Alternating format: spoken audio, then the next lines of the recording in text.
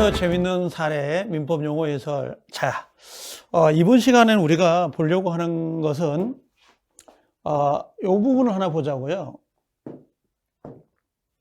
공동대리라고 하는 부분이거든요. 원래 대리는 각자가 대리하는 게 원칙인데 수인이 공동으로 대리하는 경우가 있습니다. 자, 그 부분인데, 자, 우리가 예를 하나 들어보면 이런 부분이에요.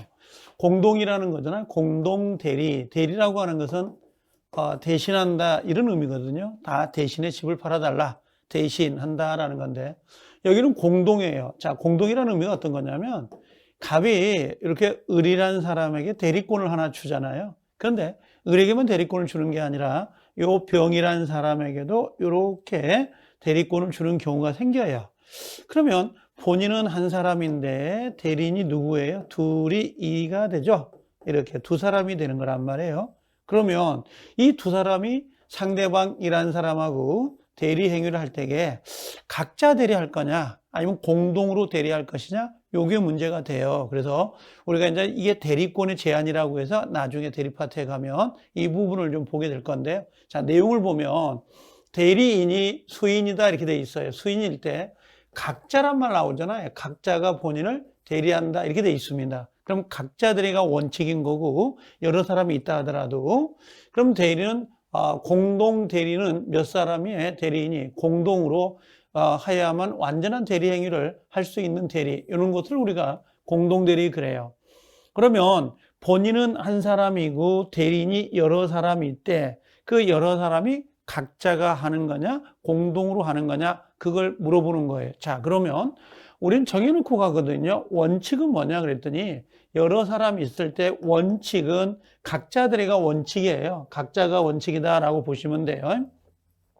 자, 그래서 각자 대리가 원칙이다 이렇게 들어오는 거고, 근데 예외로 자, 본인이 요 수인에게 대리권을 줄 때게 너희들이 대리 행위를 할 때는 공동으로 같이 대리를 해라 라고 정해놓은 경우가 있어요. 그래서 예외로 요 수권에 의해서 권한을 준다는 말이에요. 권한을 줄 때는 공동으로 대리를 하거나 또는 법에 아예 규정이 돼 있어요. 법 규정으로 되어 있는 경우가 있는데요. 가장 대표적인 게 어떤 거냐면 친권자 같은 경우가 있거든요. 미성년자에게 부모라고 하는 친권이 있죠. 그럼 친권자는 법의 규정에 따라 공동으로 해라라고 이렇게 적용이 되어 있어요. 그러면 원칙은 각자 대리가 좀 편하거든요. 근데 수인이 공동으로 의사결정을 해라, 요 의사결정을 해라 그러면 약간 어느 정도의 제한성을 가할 수가 있도록 되어 있습니다. 그래서 보통 우리가 공동대리다 그러면 대리인에게, 본인에게 수인의 대리인이 있을 때에 각자 대리가 원칙인데 예외로 공동으로 대리를 해라라고 정해져 있는 경우가 있는 거죠. 그래서 하나의 이렇게 보시면 돼요. 대리권에 우리가 뭐라고 하냐면 제한이라고 할까요? 대리권의 제한이다. 그렇게 보시면 되는데 이게 시험에 나옵니까? 나와요. 이거 나왔잖아요. 29에. 어떻게 나오냐면 본인에게 수인의 대리인이 있을 때는 각자 대리가 원칙입니까? 공동 대리가 원칙입니까? 이렇게 묻습니다. 그래서 원칙은 각자 대리인 거고 예외로 공동으로 대리한다. 나중에 시험장에 하면 바뀌겠죠, 이렇게. 그래서 원칙은 공동으로 대리하고 예외로 각자 대리한다. 그럼 이건 틀린 지문이에요. 그래서 요거 정확히 알고 계셔야 됩니다. 그래서 공동 대리하고 나옵니다. 자, 그다음에 공동자가 들어가는 게 또 하나가 있는데 그게 어떤 게 있냐면, 자, 우리가 여기처럼 공동저당 이렇게 두 가지가 나오는 게 있습니다. 공동저당. 자, 우리가 페이지 수는 지금 69페이지를 참조하고 있는 거예요.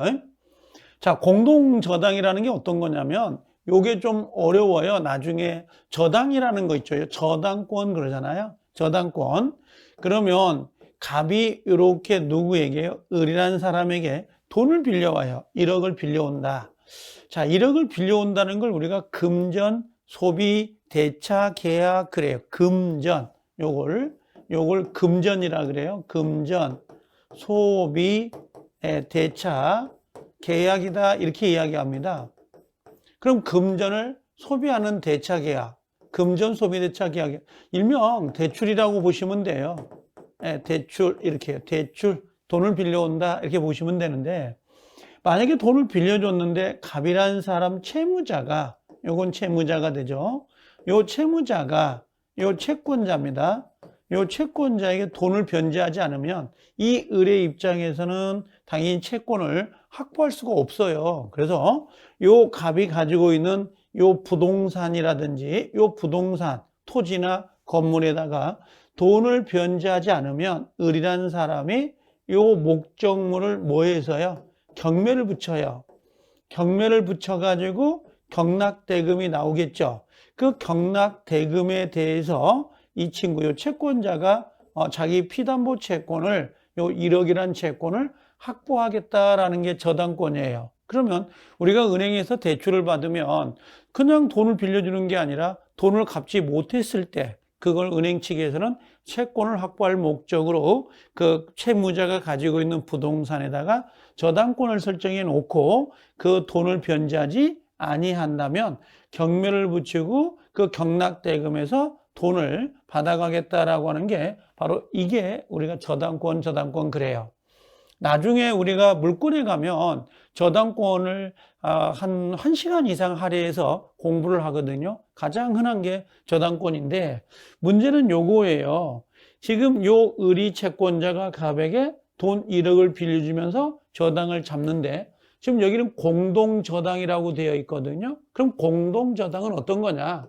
자, 갑이 이렇게 을에게 돈 1억을 빌려옵니다. 그럼 요게 채무자가 되고 얘가 채권자가 될 건데 부동산을 하나만 담보를 잡는 게 아니라 여러 개를 담보로 잡을 수 있어요. 그래서 A라는 부동산, 요 B라는 부동산, C라는 부동산에다가 각각 이렇게 저당권을 설정해 놓습니다. 이런 식으로. 그러면 자, 요걸 분석해 보면 피담보 채권은 몇 개가 돼요? 피담보 채권, 자, 담보다라고 하는 거 있죠? 요 피담보 채권, 빌려온 돈은 1억이라는 요 한 개라는 채권이 있는데 요 1억이라는 채권이요. 그때 담보물로 몇 개가 되는 거예요? A라는 담보, B라는 담보, 요 C라는 담보가 있단 말이에요. 동일한 피담보 채권을 담보하기 위해서 자, 요게 뭐가 되냐면 요 수개의 자, 담보물이 존재하는 경우 있죠? 수개의 담보물이 있다. 그럼 요 담보물 숫자만큼 뭣도 있다는 거예요. 저당권도 요 수개가 된다. 이렇게 보시면 돼요. 그래서 자, 정리해 보면 피담보 채권은 하나, 그다음에 수개의 담보물 저당권도 수개가 되는 형태. 요걸 우리가 공동저당 이렇게 이야기를 해요. 공동저당. 그러면 자, 읽어보면 이제 동일한 채권이라고 되어 있죠. 동일한 채권은 요 1억이라는 채권을 의미합니다. 동일한 채권의 담보로서 수개의 부동산이라고 되어 있죠. 담보물이 여러 개라는 거죠. 여러 개의 저당권, 부동산 위에 저당권을 설정하는 것을 말한다라고 되어 있어요. 그럼 저당권을 설정한다. 그럼 저당권은 요 부동산 수만큼 존재를 해요. 부동산 수만큼. 그럼 만약에 수개라고 하니까 여기는 수개의 뭐가 있는 거예요? 저당권이다라고 하는 거 있죠? 수개의 저당권이 존재한다. 이렇게 보시면 돼요. 그래서 일반적으로는 단독 저당이 많아요. 우리가 예를 들면 은행에서 대출을 받을 때 내 집에다가 저당을 잡는 게 단독 저당인데요. 단독 저당이라는 말을 잘 쓰지는 않죠. 근데 만약에 우리가 시골에서 저당을 잡을 때 건물도 저당을 잡고 그 밑에 토지라는 것도 저당을 같이 잡는단 말이에요. 그럼 이걸 공동 저당 그래요. 그럼 공동 저당은 실제는 우리가 많습니까? 라고 묻는다면 엄청나게 많아요. 엄청나게 많습니다. 왜 그러냐면 은행 측 입장에서도 담보력을 확보할 필요가 있거든요. 그래서 여러 개의 담보물을 담보로 해서 대출을 해주는 경우가 있단 말이죠. 우리가 예를 들면 이런 경우도 많아요. 자, 요 집이 이렇게 있을 거란 말인데 요 건물 밑에 이렇게 토지가 있을 거 아니에요. 토지가. 그럼 요게 갑이라는 사람 거고, 근데 갑이 지금 은행에 가서, 을입니다. 은행에 가서 대출을 받아온단 말이에요. 은행에서. 그럼 대출을 받아올 때에 1억이라는 돈을 빌려옵니다. 그럼 1억을 빌려올 때에 이 은행 입장에서는 당연히 여러 개의 담보가 높으면 높을수록 요 피담보 채권을 확보할 수 있는 뭡니까? 힘이 강해지잖아요. 그래서 요 건물에도 저당을 잡고 요 토지에도 저당을 잡는단 말이에요. 그럼 우리가 저당물은 몇 개가 되는 거예요? 2개가 되고요. 그러면 저당권은 몇 개가 되는 거예요? 예, 2개가 되는 거야. 그래서 저당물 숫자에 따라 저당권도 여러 개가 생기는 거고요. 그 다음에 요 1억이라는 거 있죠? 요 피담보 채권, 빌린 돈.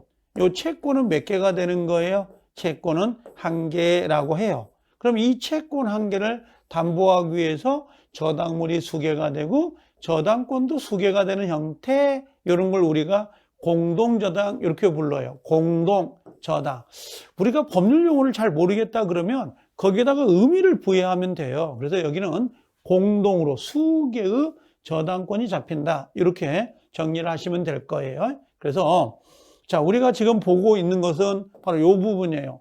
앞에 우리가 여기 대리파트에서 공동대리라고 하는 거 있죠. 공동. 이게 공동이란 말이죠. 공동은 뭐예요? 요건 수개라는 거죠. 여러 사람이 대리한다. 본인에게 대리인이 여러 사람이 있더라. 그럼 원칙은 뭐예요? 각자 대리가 원칙이다. 네, 요걸 의미하는 거고. 그 다음에 두 번째로는 공동대리를 배웠단 말이에요. 공동대리는 피담보 채권이 몇 개예요? 피담보 채권은 하나. 요 채권이 하나입니다. 하나를 대출받는다고. 1억을 대출, 2억을 대출 하나인데 담보물이 몇 개라는 거죠? 요 수개의 부동산이 존재하고 있다. 요걸 우리가 공동저당 그래요. 우리가 지금 방금 우리가 용어를 해석한 것 중에 2가지. 공동대리, 공동저당. 요 2가지는 상당히 중요한 부분이니까 꼭 체크를 하고 계셔야 될 부분입니다. 그래서 우리가 이게 간단하게 우리가 좀 정리를 해보면 공동저당, 공동저당, 공동대리 2가지 정도를 살펴본 겁니다. 우리가 요 2가지 정도는 우리가 뒤에 가면 민총하고 민법총칙하고 물권법에서 여러 번 보게 될 겁니다. 그렇게 정리를 해주시면 될 것 같고요. 그러면 다음에 요 공서양속이라는 거 있죠. 밑에 보면 69페이지에 있는 부분인데 공서양속은 우리 민법총칙에 한번 나올 거예요. 그게 어떤 거냐면 여러분들 그 반사의 질서라는 게 있어요. 요 공서양속에 반하면 안 된다라고 하는 건데 공공의 질서와 선량한 풍속이라 그래요. 줄임말로 선량한 풍속, 요 선량한 풍속 사회 질서에 해당하는 것을 말한다라고 되어 있는데요. 여기 선량한 풍속이 그럼 뭐냐라고 하는 거 있죠. 일반적인 도덕관념, 즉 모든 국민이 지켜야 될 최소한의 도덕률이다라고 하는 거 또는 이걸 사회 질서 이렇게 보시면 돼요. 그래서 우리가 최소한의 우리가 일반적인 도덕관념이라고 보시면 되는데요. 우리 민법에 가면 나중에 103조에다가 요걸 집어넣어 놨어요. 선량한 풍속, 그 다음에 기타, 사회질서에 위반된 사항을 내용으로 하는 법률행위는 무효다라고 돼 있어요. 이걸 줄여가지고 저는 선풍기 그러거든요. 선풍기는 무효 이렇게 이야기합니다. 나중에 이게 103조를 가지고 상당히 이야기를 많이 할 건데요. 나중에 이렇게 가서 정리를 할 거예요. 요 103조에 해당되는 거, 103조 해당이 안 되는 것, 즉 사회 질서에 반하는 행위가 있고요. 사회 질서에 적합한 행위가 있어요. 반하지 않는 행위. 그래서 당연히 뭡니까? 103조에 해당이 돼버리면 이 행위는 사회 질서를 깨트린 거니까 이걸 우리가 무효라고 해서 요걸 몇 가지를 정리해 드릴 거예요. 근데 보통 이 사회 질서에 위반되는 행위는 1년에도 한 3,000건 이상의 판결이 떨어지기 때문에 다 외울 수는 없고요. 그냥 이러이러한 행위가 사회 질서에 위반된다. 예를 들면 우리가 알고 있는 것처럼 뭐 부모님이 나한테 꿀밤을 하나 줬는데 뭐 손해배상을 청구한다든지 또 아니면 보험 사기 있잖아요. 보험금을 편취할 목적으로 보험 사기를 친다든지 또는 범죄를 범하지 않는 조건으로 뭐 대가를 지불한다든지 당연히 범죄는 범하지 않아야 됨에도 불구하고 범죄를 범하지 않는 대가로 뭔가를 급부를 한다는 것은 사회 질서를 위반하게 하는 것들이잖아요. 가장 또 대표적인 게 우리는 지금 일부 일처제임에도 불구하고 뭐 첩을 둔다든지 그런 것들은 사회 질서를 문란하게 할 수 있고 또 손가락질 받을 짓을 갖다가 요 사회 질서를 위반한다 이렇게 불러요. 그럼 결국은 선량한 풍속 기타 사회 질서를 위반하게 되는 행위는 전부 다 무효로 처리해서 나중에 여기에 해당되는 거, 해당되지 않는 거 이렇게 볼 수가 있습니다. 자, 제가 이번 시간에 3개를 이야기를 했는데 여기 공서양속 있잖아요. 이 공서양속은 몰라도 상관없어요. 그런데 요 공동저당이란 개념하고 그 다음에 여기 공동대리 요 개념 두 가지는 반드시 알고 계셔야 나중에 우리가 이론 공부를 할 때에도 연결할 수가 있습니다. 자, 그래서 이번 시간에 공동대리, 공동저당 요 두 가지 꼭 참조를 해 주시기 바랍니다. 자, 여기까지입니다. 감사합니다.